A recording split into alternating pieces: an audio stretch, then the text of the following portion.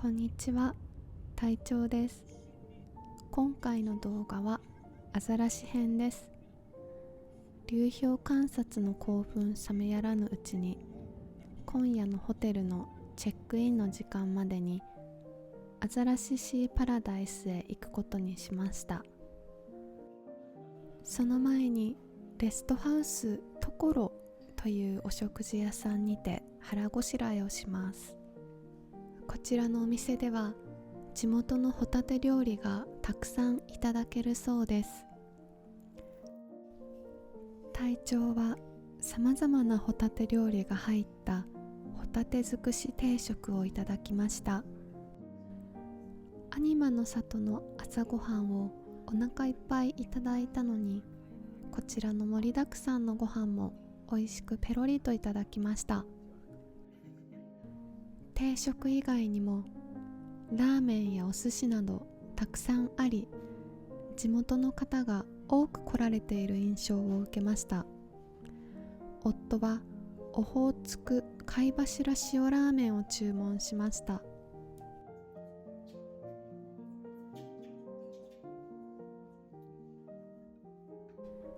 いきなりこんなこと言うのもあれなのですが、実は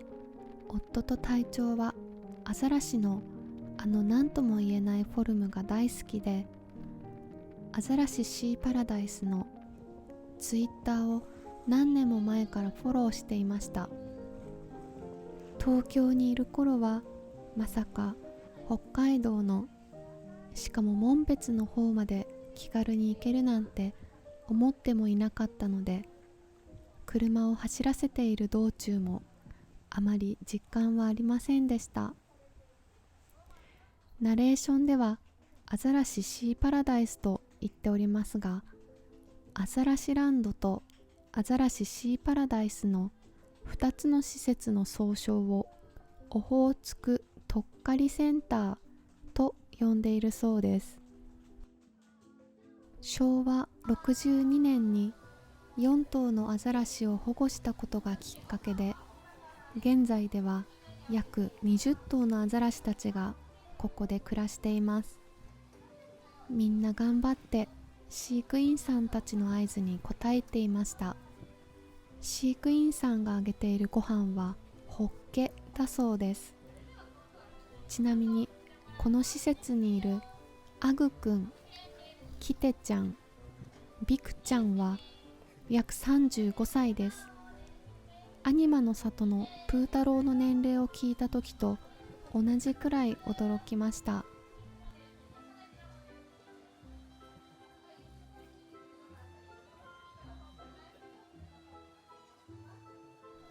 アザラシたちの食事後に1000円をお支払いすると一緒に写真が撮れます。我々も記念にメメちゃんというアザラシの時間をお借りして記念に写真を撮っていただきました。メメちゃんは13歳、北海道は雄武町の砂浜で鳥に襲われているところを保護されたそうです。夫は非常にいい笑顔で撮れていたのですが、私はアザラシの口の感触にちょっとびっくりしてしまい、ものすごい顔になっていました。あとは口からホッケの香りがしました。いっぱい食べたんだなと思いました。もし砂浜や海岸で弱っているアザラシを見つけたら、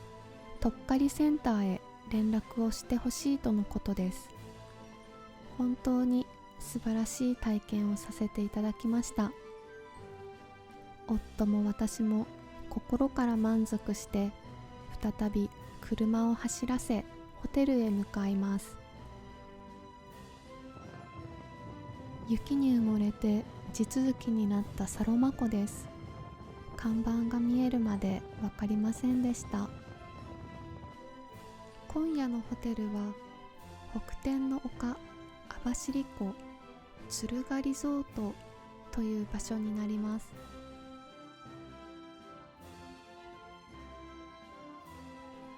到着してから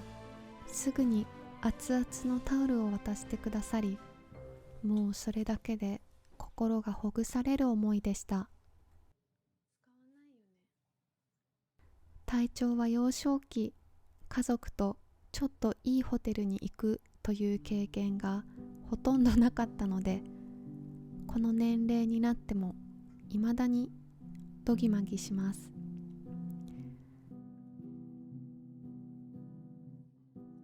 窓からの景色がとても幻想的で、やっぱり雪国の冬は最高だなと感じました。腰に貼ってあるあの白いのはカイロです。すいません。隊長たちが泊まっているのはタワー島という場所なのですが、目の前にあります三角の屋根の場所は個室みたいな感じになってます。ちなみに別棟フロアではワンちゃんも一緒に泊まれるそうです。こちらはラウンジになります。ここでお茶を飲みながら新聞を読んだり、この何とも言えないすごく素敵な暖炉で温まったりもできます。さて、お夕飯タイムです。本当に恥ずかしいのですが、私にはビュッフェのチョイスクオリティみたいなもののセンスが壊滅的になく、いつもお皿が茶色くなります。35歳になっても欲望に逆らうことができず、小学校低学年生並みの茶色いプレートになりますが、皆様はいかがでしょうか。こういうところに育ちみたいなものが出るよなと常々思っています。一番嬉しかったのは、自分でピザの具材を乗せてそれを石窯で焼いてくださるサービスがあることでした。私のピザはやはりちょっと汚いです。ピザ生地が薄いタイプだったのでペロリと食べられました。こちらは自分たちで具材を選んだお鍋になります。食後のデザートも美味しくいただきました。2人ともお腹いっぱいになり、とってもいい時間でした。なんだか素敵なおしゃれ的な椅子がたくさんあるスペースです。翌日は2人とも少し早く起きて朝風呂に入りました。とっても気持ちが良かったです。朝ごはん会場へ向かう途中にリスが食事をしているところを発見します。隊長の他に 2,3 名ほど他のお客さんも観察されていたのですが、全然逃げなくて、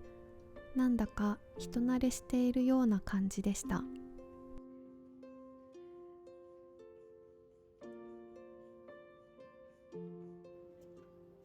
さて、朝ごはんです。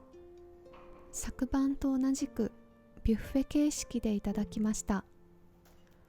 オムレツの具材を選ぶと、その場で出来たてのトロトロオムレツを作ってくださいます。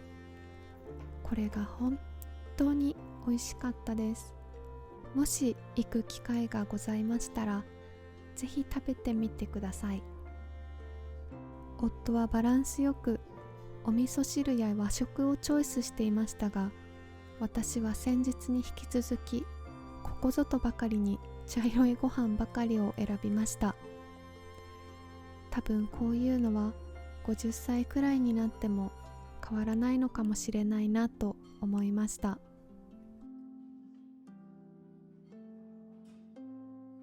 朝ごはんの後は出発の準備です。昨晩結構雪が降ったので、窓を覗くとスタッフ様が雪かきをしてくださっていたり、宿泊客の方も自分の車の雪かきをされていました。さて、これから帰宅なのですが、その前に夫が北狐牧場へ連れて行ってくれました。夫は東京にいる頃から宮城の蔵王狐村へ写真を撮りに行くほど狐好きです。こちらの北狐牧場へ寄るのもとても楽しみにしていました。この日は雪が降っており、多くの狐が丸くなっていました。しゃがんだり、カバンをつつかれないように注意が必要とのことです。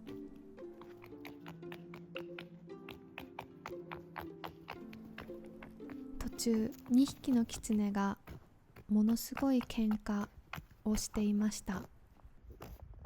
もしかしたら喧嘩じゃなくて何かの愛情表現かもしれません。でも喧嘩に見えました。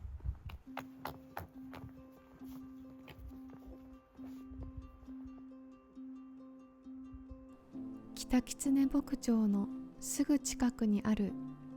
北の大地の水族館へも足を運びます。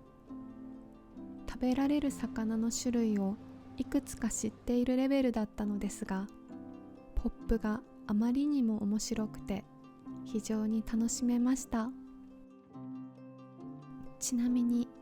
ここの動画には映ってないのですが、館長呼び出しボタンなるものがありました。ドクターフィッシュというのも初めて経験しました。とても楽しかったです。勝手な憶測で物事を語るのはあまり良くないと思うのですが、ここのスタッフの方々はきっと本当にお魚が好きで、こうして楽しんでいろいろなポップ作りなどされているのかなと思いました。こうして旅先での最後の思い出作りをして我々は帰宅します。旅の初日からずっとタオは今何をしているかなとか、タオがいたらどんな感じになっているかなとか、そんな話をたくさんしていました。車に犬を乗せる用の布製のケージを購入したので、これからは少しずつ車に乗せていろいろな場所へみんなで行ってみたいなと思いました。北海道には行きたいところがたくさんあるので、その多くを楽しめるように心身ともに健康でいたいなと思いました。今回の動画は少し長くなりましたが、ここまで見てくださり本当にありがとうございました。それではまた次回お会いできましたら嬉しいです。したっけね。